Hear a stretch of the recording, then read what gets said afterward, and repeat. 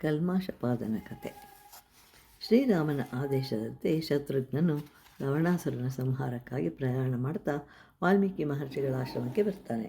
ಅಲ್ಲಿ ಮಹರ್ಷಿಗಳು ಈ ಆಶ್ರಮವು ರಘುಚರ್ಯೆಗೆ ಸೇರಿರುವುದೇ ಆಗಿದೆ, ಆದ್ದರಿಂದ ಯಾವ ಸಂಕೋಚವೂ ಬೇಡ ಅಂತ ಹೇಳ್ತಾ ಅರ್ಘ್ಯಪಾದಾದಿಗಳನ್ನು ನೀಡುತ್ತಾರೆ.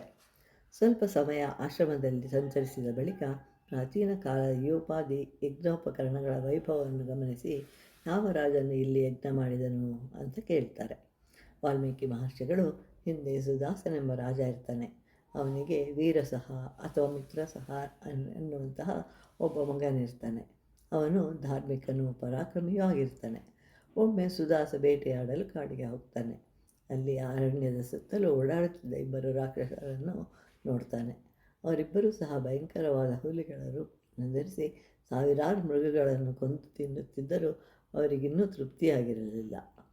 ಸುದಾಸನು ಅವರನ್ನು ನೋಡಿ ಹಾಗೂ ಮೃಗಗಳಿಲ್ಲದ ಶೂನ್ಯವಾದ ಅರಣ್ಯವನ್ನು ನೋಡಿ ರೋಷಾವೇಶದಿಂದ ಬಿಲ್ಲಿಗೆ ಬಾಣ ಹೂಡಿ ಒಬ್ಬ ರಾಕ್ಷಸನಿಗೆ ಗುರಿಯಿಟ್ಟು ಹೊಡಿತಾನೆ.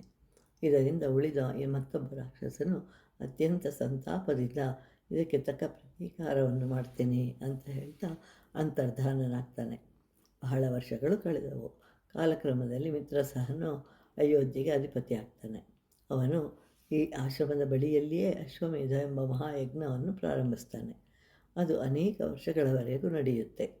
ಅಪಾರವಾದ ಸಂಪತ್ತಿನಿಂದ ಸಮೃದ್ಧವಾದ ಈ ಯಜ್ಞವು ದೇವತೆಗಳ ಮಹಾಯಜ್ಞಕ್ಕೆ ಸಮಾನವಾಗಿತ್ತು. ಈ ಯಜ್ಞವು ಮುಗಿದ ನಂತರ ಆ ರಾಕ್ಷಸನು ತನ್ನ ಹಿಂದಿನ ವೈರತ್ವವನ್ನು ಸ್ಮರಿಸಿಕೊಳ್ಳುತ್ತಾ ವಶಿಷ್ಠರ ರೂಪಗಳನ್ನು ಧರಿಸಿ ರಾಜನಿಗೆ ಯಜ್ಞವು ಪೂರ್ಣಗೊಂಡಿದೆ, ಆದ್ದರಿಂದ ನೀನು ನನಗೆ ಮಾಂಸದಿಂದ ಕೂಡಿದ ಆಹಾರವನ್ನು ಕೊಡು ಅಂತ ಹೇಳಿ ಆದೇಶಿಸ್ತಾನೆ. ಮಿತ್ರಸಹನು ಸಹ ಅಡುಗೆಯವನನ್ನು ಕರೆಯಿಸಿ ನೀನು ಈಗಲೇ ಮಾಂಸದಿಂದ ಕೂಡಿದ ಊಟವನ್ನು ಸಿದ್ಧಪಡಿಸು ಅಂತ ಹೇಳ್ತಾನೆ. ಇದರಿಂದ ಅಡುಗೆಯವನು ಗಾಬರಿಗೊಳ್ತಾನೆ. ಈ ವಿಷಯವನ್ನು ಗ್ರಹಿಸಿದ ರಾಕ್ಷಸನು ಕೂಡಲೇ ಅಡುಗೆಯವನ ವೇಷ ಧರಿಸಿ ಅಡಿಗೆ ಸಿದ್ಧಗೊಳಿಸಿ ತರ್ತಾನೆ. ಮಿತ್ರಸಹನು ತನ್ನ ಪತ್ನಿಯಾದ ಮದಯಂತಿಯೊಂದಿಗೆ ಭಕ್ತಿಭಾವದಿಂದ ವಶಿಷ್ಠರಿಗೆ ಬಡಿಸ್ತಾನೆ. ಇದರಿಂದ ಮಹರ್ಷಿಗಳಿಗೆ ಕೋಪ ಬಂತು. ನೀನು ನನಗೆ ಇಂತಹ ಊಟವನ್ನು ಕೊಡಲು ಇಚ್ಛಿಸಿದ್ದರಿಂದ ನಿನ್ನ ಭೋಜನವೂ ಇದೇ ಆಗುತ್ತದೆ ಅಂತ ಹೇಳಿ ಶಪಿಸ್ತಾರೆ. ಸುದಾಸನು ಕೋಪದಿಂದ ವಶಿಷ್ಠರನ್ನು ಶಪಿಸಬೇಕು ಅಂತ ಅಂದ್ಕೊಳ್ತಾನೆ. ಆದರೆ ಮದಯಂತಿಯು ಶಾಂತಿ ವಹಿಸಿ ಅಂತ ಹೇಳಿ ತಡಿತಾಳೆ.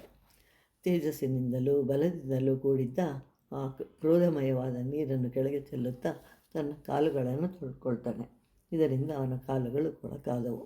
ಅಂದಿನಿಂದ ಕಲ್ಮಾಶಪಾದ ಹೆಸರಿನಿಂದಲೇ ಪ್ರಖ್ಯಾತನಾಗ್ತಾನೆ. ಮನುಷ್ಯರು ಇದೆಲ್ಲವೂ ರಾಕ್ಷಸ ಮಾಯೆ ಅಂತ ತಿಳಿದು ಅದಕ್ಕೆ ಪರಿಹಾರವನ್ನು ಹೇಳಿದರು.